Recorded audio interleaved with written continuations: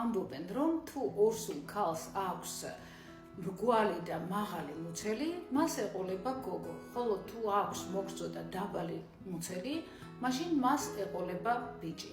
რამდენად მართალია ეს?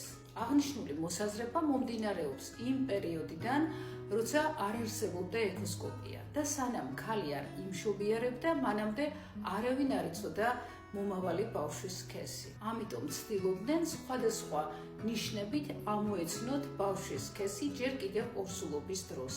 არსებობდა და სხვათა შორის ახლაც არსებობს სხვადასხვა კალენდრები, მთვარის ფაზის მიხედვით, წლის და დაბადების თვის მიხედვით, ორსული ქალის ხასიათის მიხედვით, როგორი საჭმელი უფრო მოწონს ორსულს და ასე შემდეგ, მაგრამ სამეცნიერო კვლევებით არც ერთი მათგანი არ დასტურდება. ორსულს შეიძლება ჰქონდეს მრგვალი და მაღალი მუცელი, როგორც ახასიათებს გოგო ნაყოფს, მაგრამ დაიბადოს ბიჭი და პირიქით.